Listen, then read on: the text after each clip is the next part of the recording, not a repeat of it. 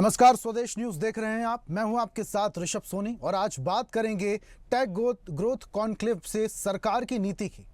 मध्य प्रदेश विकास के पथ पर अग्रसर है। औद्योगिक विकास के साथ जन कल्याण और 4 संकल्पों के साथ प्रदेश का चहुमुखी विकास मध्य प्रदेश के मुख्यमंत्री डॉक्टर मोहन यादव का संकल्प भी है। इसी क्रम में आगे बढ़ते हुए टेक ग्रोथ कॉन्क्लेव 2025 का आयोजन इंदौर में किया गया। मुख्यमंत्री डॉक्टर मोहन यादव ने कहा कि उद्योगों का निर्माण किसी मंदिर के बनने की तरह है। उद्योग ऐसे मंदिर हैं जो भगवान की तरह दर्शन जीविका का प्रसाद और आशीर्वाद देते हैं। श्रम शक्ति से लाखों व्यक्तियों को रोजी रोटी मिलती है। मुख्यमंत्री ने कहा कि इंदौर ने उद्योगों के विकास का कीर्तिमान बनाया है। इंदौर आईटी क्षेत्र की राजधानी है। प्रदेश में 5 बड़े नगरों में इंडस्ट्री पार्क प्रारंभ किए जा रहे हैं।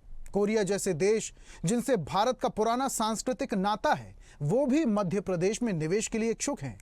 टेक ग्रोथ कॉन्क्लेव कोरिया और जापान से भी प्रतिनिधि आए हैं। कॉन्क्लेव से लगभग 20,000 करोड़ के निवेश का प्रस्ताव प्राप्त हुआ है, जिससे लगभग 75,000 रोजगार सृजित होंगे। मुख्यमंत्री ने कहा कि टेक ग्रोथ कॉन्क्लेव में विभिन्न औद्योगिक इकाइयों के भूमि पूजन और शिलान्यास भी हुए हैं। इनमें से जीआईएस भोपाल में आईटी सेक्टर में प्राप्त 99 प्रस्तावों में 25% का आज भूमि पूजन हुआ है, जो इस बात का द्योतक है कि हम बस वादे नहीं करते, उन्हें धरातल पर उतार कर भी दिखाते हैं। मुख्यमंत्री डॉक्टर मोहन यादव ने कहा कि मध्य प्रदेश अब मात्र वादों का नहीं, जनता से किए गए वादों को पूरा कर विकास के पथ पर अग्रसर होने वाला राज्य है। Take growth conclave 2025 Madhya Pradesh की तकनीकी परख औद्योगिक यात्रा का स्वर्णिम पड़ाव है। आज का दिन Madhya Pradesh K techno industrial infrastructure development के इतिहास में मील का पत्थर साबित होगा। उन्होंने कहा कि यह सिर्फ एक कॉन्क्लेव नहीं है, बल्कि प्रदेश की तकनीकी परक अर्थव्यवस्था को नई ऊंचाइयों पर ले जाने के लिए ऐतिहासिक कदम है। मुख्यमंत्री डॉक्टर मोहन यादव ने इंदौर में संपन्न हुई टेक ग्रोथ कॉन्क्लेव के सकारात्मक परिणाम पर संतोष व्यक्त किया। कहा है कि टेक ग्रोथ कॉन्क्लेव में जो रिस्पांस मिला वो उत्साहवर्धक है। इससे युवाओं के रोजगार और प्रदेश की प्रगति को लेकर जो 4 नीतियां सरकार के द्वारा अपनाई गई हैं, ये अद्भुत हैं। ऐसे में देश के कई राज्यों को हमने पीछे छोड़ा है। उन्होंने कहा मध्य प्रदेश साइंस टेक्नोलॉजी में काफी आगे बढ़ेगा। आईटी के सेक्टर को जिस प्रकार से रिस्पांस मिला है, ये हमारे लिए उत्साहवर्धक है। हमने जैसे पहले कहा कि हम युवाओं के रोजगार को लेकर के, मध्य प्रदेश की प्रगति को लेकर के, नई टेक्नोलॉजी को अपनाने को लेकर के जो 4 नीतियां हमारी सरकार के द्वारा अपनाई गई है, ये अद्भुत है और कई अर्थ में कई देश के कई राज्यों को हमने पीछे छोड़ा है। हम सब उम्मीद करते हैं कि मध्य प्रदेश साइंस टेक्नोलॉजी में भी बहुत आगे बढ़ेगा और जिस प्रकार के एक मंत्रालय के रोजगार के अवसर को सृजन कराने के लिए, उनकी सुव्यवस्थित व्यवस्था के लिए न केवल पॉलिसियों का हम सार्वजनिक प्रकाशन कर रहे हैं या नीति को मंजूरी दे रहे हैं, बल्कि ये सरलता के साथ लोग व्यापार व्यवसाय कर सके, उसकी सारी सुगम व्यवस्था बना रहे हैं। इसी के साथ हम दूसरे कृषि आधारित उद्योगों को बढ़ावा देने के लिए इस दिशा में आगे बढ़े हैं। एक संभाग के अंदर बड़े बड़े कार्यक्रम करते हुए, और ये कृषि आधारित राज्य है और कृषि में हमारी विकास दर भी बहुत अच्छी है। ऐसे में हम अपने खेती के खाद्य पदार्थों की प्रसंस्करण इकाइयों का और कृषि उद्योगों को बढ़ावा दे करके न केवल हमारे किसानों की आय बढ़ाना चाहते हैं, बल्कि प्रदेश की समृद्धि भी चाहते हैं। हम इस दिशा में आगे बढ़ रहे हैं। 3 तारीख के दिन मंदसौर जिले के अंदर एग्रीकल्चर को लेकर के एक बड़ा मेला लगने वाला है, जिसमें आधुनिकतम प्रयोग के साथ खेती किस प्रकार से कर सकते, कृषि यंत्रों की कौन कौन सी नए प्रकार की वेराइटी आई है जिससे लाभ मिल सकता है, प्राकृतिक खेती से लेकर हार्टिकल्चर, फ्लोरिकल्चर अर्थात बागवानी, फलोद्यान, सभी प्रकार के किसानों के बेहतर के लिए हम उस पर आगे बढ़े हैं। मुझे इस बात का संतोष है कि लगातार इसी रचना के कारण से हमने कृषि के लिए कृषि विश्वविद्यालय के अतिरिक्त भी बाकी विश्वविद्यालय में भी एग्रीकल्चर संकाय खोल करके कृषि संकाय के विद्यार्थियों के लिए अवसर उपलब्ध कराए हैं। हम उम्मीद कर रहे हैं कि नर्सरियों से लेकर के कृषि से जुड़े हुए आने वाले वर्षा काल को लेकर भी जल संरचनाओं पे भी हम जलगंगा संरक्षण के अंदर पर्याप्त ध्यान दे रहे हैं। एक एक करके सारे सेक्टर को कवर करते हुए हम अपने राज्य की बेहतरी के लिए भी और यशस्वी प्रधानमंत्री श्रीमान नरेंद्र मोदी जी के साथ कदम से कदम मिला करके मध्य प्रदेश सरकार चल पाए, इस तरह की व्यवस्था। तो सरकार द्वारा जो वादे किए गए थे, अब वो धरातल पर दिखाई भी देने लगे हैं। ये जो टेक ग्रोथ कॉन्क्लेव हुआ, इसके सकारात्मक परिणाम भी देखने को मिल रहे हैं। उद्योगपतियों के साथ साथ जो प्रदेश के रोजगार युवा है, युवा हैं, वो रोजगार के प्रति काफी ज्यादा उत्साहित भी दिखाई देते हैं और एक उम्मीद भी बंध गई है। इस पर हम परिचर्चा करेंगे। हमारे साथ कुछ मेहमान जुड़ रहे हैं, उनका परिचय आपसे करवाते हैं। बीजेपी प्रवक्ता सत्येंद्र जैन जी हमारे साथ जुड़ रहे हैं। सत्येंद्र जी, बहुत स्वागत है आपका। और इसी के साथ उद्योगपति दीपक भंडारी जी भी हमारे साथ जुड़ रहे हैं। दीपक जी, आपका भी बहुत स्वागत है। और इस परिचर्चा की शुरुआत दीपक जी मैं आपसे ही करूंगा। सरकार ने जो वादे किए थे अब वो धरातल पर दिखाई देने लगे हैं। चाहे ग्लोबल इंडस्ट्रियल समिट की बात करूं, रीजनल इंडस्ट्रियल कॉन्क्लेव की बात करूं, इसके सकारात्मक परिणाम हमने भी देखे, आपने भी देखे। और अब ये जो टेक ग्रोथ कॉन्क्लेव हुआ है, इसे किस तरीके से देखते हैं सर?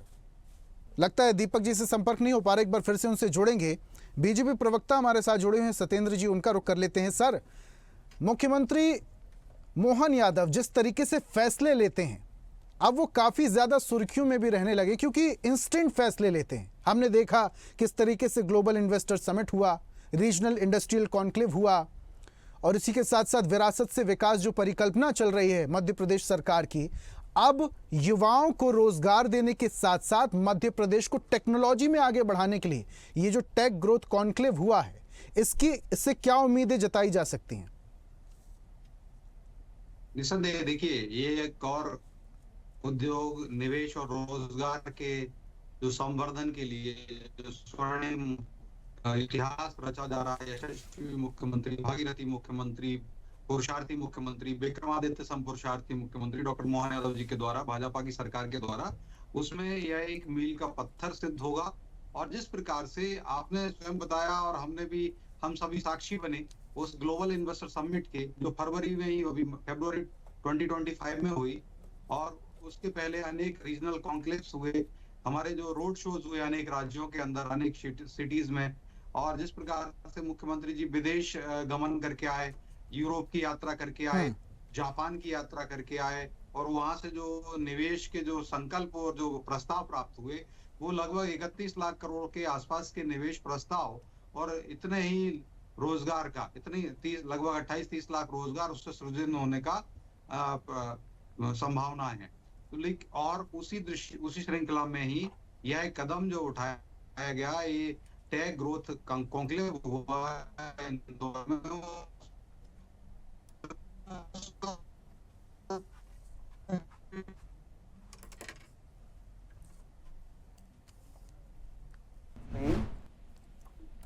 ये हमारे लिए जो इन्वेस्टर समिट है या टेक ग्रोथ कॉन्क्लेव है, ये मध्य प्रदेश की रोजगार, उद्योग और निवेश का जो इतिहास है उसमें स्वर्ण युग है। को मैं मानूंगा। देखिए, आवेदन ज्यादा, प्रस्ताव ज्यादा आ रहे हैं कहा है। और जो मुख्यमंत्री जी ने संकल्पना भी जो बताया कि इस जो कॉन्क्लेव हुआ उसमें 20,000 करोड़ के निवेश के प्रस्ताव आए हैं और लगभग 75,000 रोजगार भी सृजित होने की तो होंगे निकट भविष्य में। तो ये भी एक अच्छा उपहार रहेगा मध्य प्रदेश के युवाओं के लिए, उद्यमियों के लिए, और हमारी जो आधारभूत संरचना है वो बढ़ेगी। आज लगभग 1500 स्टार्टअप्स जो हैं टेक्नोलॉजी क्षेत्र के मध्य प्रदेश में काम कर रहे हैं। टोटल 5,000 स्टार्टअप्स हैं, उसमें 1500 और 2 यूनिकॉर्न है। आप सोचिए, $100 बिलियन, $1 बिलियन जो होता है उसको कहते हैं कि एक स्टार्टअप 100, तो वो स्टार्टअप होता है $100 बिलियन वाला। तो $100 बिलियन का स्टार्टअप जो है वो मध्य प्रदेश में 2 हो गए हैं, और ये बहुत बड़ी उपलब्धि है। और जिस प्रकार से हम उद्योगों के लिए लगभग 1.5 दर्जन नीतियां जो उद्योग पॉलिसीज में, उद्योग नीति में जो परिवर्तन करके लाए हैं, और जिसमें लगभग 45% तक की सब्सिडी भी हम दे रहे हैं, और जिस प्रकार से 1 रुपए यूनिट में भी बिजली देने का प्रावधान किया गया अनेक क्षेत्र की जो इंडस्ट्रीज हैं उनके लिए। और मध्य प्रदेश में जो लोग जो इंडस्ट्रीज लगाना चाहते हैं, जो निवेशक आना चाहते हैं, तो इंडस्ट्रीज को हमने लोक सेवा गारंटी से भी जोड़ दिया कि जो निवेश, जो इंटेंट, लेटर ऑफ इंटेंट कब देंगे, अगर किसी निवेश का प्रस्ताव मिला है तो उस निवेश के प्रस्ताव के बाद प्रशासन की ओर से जो इंडस्ट्रीज डिपार्टमेंट है उनकी तरफ से उनको और जिम्मेदारी निभाने के लिए उसको लोक सेवा गारंटी से जोड़ा है, ताकि 1 महीने के अंदर अंदर ही आवेदन के उनको सारी अनुमतियां प्राप्त हो जाएं। हर अनुमति का तिथि तय कर दी, पूरा डिजिटलाइज कर दिया।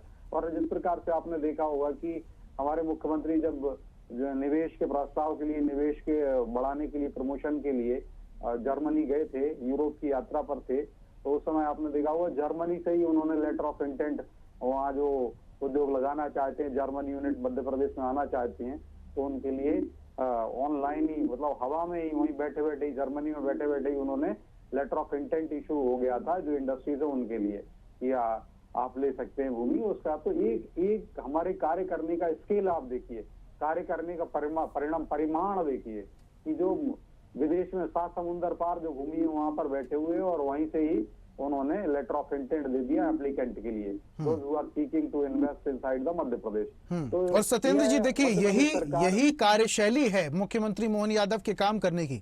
जिस तरीके से वो इंस्टेंट फैसले लेते हैं और जिस तरीके से, जितनी तेजी से वो काम करते हैं, इसलिए मुख्यमंत्री को इतना ज्यादा पसंद भी किया जा रहा है। ठीक है, वापस से आऊंगा आपके पास। उद्योगपति भी हमारे साथ जुड़ चुके हैं। दीपक जी, मेरी आवाज सुन पा रहे हैं? दीपक जी सुन पा रहे हैं? सुन रहा हूं। ठीक है दीपक जी, देखिए मध्य प्रदेश सरकार जिस तरीके से काम कर रही है, ग्लोबल इन्वेस्टर समिट की मैं बात कर लूं, रीजनल इंडस्ट्रियल कॉन्क्लेव की मैं बात कर लूं, और अब ये टेक कॉन्क्लेव हुआ है, 20,000 करोड़ के जो प्रस्ताव प्राप्त हुए हैं, इसे किस तरीके से देखते हैं सर? देखिए, मैं बहुत अच्छी तरीके से देखता हूं और मैंने कल मुख्यमंत्री जी से पर्सनल मीटिंग भी की, उनको धन्यवाद और साधुवाद दिया है और कुछ सजेशन मैंने उनको दिए हैं। आज उन्होंने इतने सारे एंटरप्रेन्योर्स को वहां पे बुलाया, सबके सामने उन्होंने काफी सारे नए वेंचर भी शुरू किए, कुछ भूमि पूजन किए, एक इंक्यूबेशन सेंटर चालू किया। उसके अलावा पूरी टीम थी, मतलब शासन और प्रशासन के, इंदौर शहर के भी सभी विधायक थे, इसके अलावा जो एमपी आईडीसी और एमपी एससीडीसी के सभी अधिकारी थे। तो हमारा सजेशन ये था, मेरे भी कुछ मित्रों ने नई स्टार्टअप शुरू किए और कुछ नए एमओयू या एलओआई किए वहां पे, लेकिन ऐसे बहुत सारे मित्र आए थे वहां पे जो लोग कुछ नया करना चाहते थे और कुछ समस्याएं लेके भी आए थे। तो हमारा उनसे ये सजेशन था कि आप अगर पूरी टीम, आप पूरे अधिकारियों के साथ बैठते हो, इंदौर के कलेक्टर साहब भी वहां बैठे थे, तो क्यों ना आप थोड़ा सा जल्दी इसको करते और जिसकी जो समस्याएं हैं उसको सुनते और वहीं पे आप उसका समाधान भी दे सकते थे। क्योंकि देखिए, इन्वेस्टमेंट आया, नो डाउट, हमारे सामने ही सारी घोषणाएं हुई है, लेकिन मैं हमेशा बात करता हूँ यहाँ के लोकल एंटरप्रेन्योर की, जो एमएसएमई है या जो नए स्टार्टअप हैं बच्चों के, उनकी, और उनको जो तकलीफें हैं अगर वहाँ समझी जाती और उनको अगर मदद की जाती तो यह और ज्यादा अच्छा होता और ज्यादा फायदा सभी को मिलता। क्योंकि वहाँ पे जो 80% लोग थे, सबको कहीं ना कहीं कुछ ना कुछ दिक्कतें थी और हर व्यक्ति आपस में चर्चा कर रहा था कि यार मुझे ये करना है, मुझे वो करना है, और मैं अधिकारियों के चक्कर लगा रहा हूँ। और अधिकारियों के पास भी व्यस्तता होने की वजह से काम करने की इच्छा शक्ति तो है, लेकिन वो काम अटकते हैं। तो वो चीजों का मैंने वो भी माहौल देखा वहां पे। लेकिन सरकार की जो मनस्थिति है वो कार्य को आगे बढ़ाने की है, निवेश लाने की है। लेकिन ये जो पीछे जो चीजें घट रही है उनको भी जब तक सहयोग नहीं मिलेगा, यहाँ की लोकल इंडस्ट्री खुश नहीं हो पाएगी। ठीक है, इसका जवाब लेते हैं सत्येंद्र जी से। सत्येंद्र जी, पूरी बात आप दीपक जी की सुन रहे थे। सरकार की जो मंशा है वो तो साफ पाक है, सरकार चाहती है रोजगार आए, इन्वेस्टमेंट आए, लेकिन इसके पहले एक रोड मैप तैयार करना बहुत ज्यादा जरूरी था। जैसा कि दीपक जी कह रहे हैं कि वहां पर कॉन्क्लेव में जो 80% लोग थे वो कहीं ना कहीं डिस्टर्ब थे, परेशान थे। तो पहले अगर रोड मैप तैयार होता, पहले अगर रणनीति तैयार होती, तो कहीं ना कहीं परेशानी थोड़ी कम होती। देखिए, हम परेशानी है, ये रोजगार हुआ, निवेश हुआ, इंडस्ट्रियलाइजेशन हुआ, या मध्य प्रदेश का सर्वांगीण विकास हुआ, इसको हम चुनौती के तौर पे लेते हैं। We are taking it as a challenge. और हम देखिए, चुनौतियों से लड़ना हमारे यहाँ, चाहे वो प्रधानमंत्री आदरणीय श्री नरेंद्र मोदी जी हो या उनकी सरकार हो, या मध्य प्रदेश में डॉक्टर मोहन यादव जी की सरकार हो, हम तो उद्योग, निवेश और रोजगार, या जो चुनौती है, जो मध्य प्रदेश का जो आधारभूत विकास हो, आधारभूत, उसके लिए हम हर एक स्टोन को टर्न करेंगे और मध्य प्रदेश का कल्याण करेंगे। और उसी दिशा में अगर ये भी चुनौतियां, जो सुझाव आए हैं, इन पे भी कार्य होगा। और आप देखिए किस प्रकार से, मैंने स्वयं ही बताया, अभी जीआईएस को 2 महीने भी नहीं हुए, संपूर्ण हुए। जीआईएस जब संपन्न हुई थी और उसके 2 महीने में एक तो नई इन्वेस्टमेंट सबमिट कर दी, एक टेक जो टेक फैब कर दिया, टेक कॉन्क्लेव हो गया, टेक ग्रोथ कॉन्क्लेव, और साथ में अब TMZ कॉन्क्लेव हो रहा है ग्वालियर में, और इसी के साथ ही मई में अभी 2 या 3 मई को ही मंदसौर में एग्रोटेक हो रहा है, कृषि की वो है कॉन्क्लेव हो रहा है, एग्रीकल्चर कॉन्क्लेव। तो देखिए मुख्यमंत्री जी इसीलिए तो उज्जैन में ही, इंदौर में ही नहीं, मालवा, चाहे वो ग्वालियर हो या चाहे वो मंदसौर हो, सब जगह जा करके वहाँ जो निवेशक आ रहे हैं, जो इंडस्ट्रीज जिनकी ऑलरेडी चला रहे हैं जो लोग, उनसे वहाँ पर मिलेंगे और आधारभूत जो समस्याएं आती हैं ग्राउंड लेवल की, उसको दूर भी करने के लिए हम काम कर रहे हैं। चुनौती, और आप देखिए जो 14 करोड़ का निवेश, सत्येंद्र जी बहुत निवेदन के साथ मैं आपको बीच में से रोक रहा हूं और आपसे सवाल करना चाह रहा हूं सर, समझना चाह रहा हूं कि ये जो सरकार काम कर रही है टेक्नोलॉजी के बेस्ड पर, और इसी के साथ साथ investment summit, tech growth conclave, और इसी के साथ इस तरीके के तमाम इन्वेस्टर समिट और कॉन्क्लेव करना, आयोजित करना अलग बात है, और आयोजन के साथ निवेश लाकर उसका इंप्लीमेंटेशन कराना और रोजगार देना अलग बात है। इसके लिए सरकार के पास क्या रोड मैप है? देखिए रोड मैप तो ऑलरेडी बना हुआ। आज मध्य प्रदेश में आप अगर IT की बात कर रहे हैं, वही मैं कह रहा था कि हम काम कर रहे हैं। हमने GIS में अगर लीजिए 90 MOUs हुए, हर महीने हर एक MOU जो किए गए हैं उस पर डिटेल में मुख्यमंत्री जी भी डिस्कशन करते हैं, उसमें अपडेट लेते हैं कि उसकी क्या उन्नति हुई, क्या प्रगति हुई।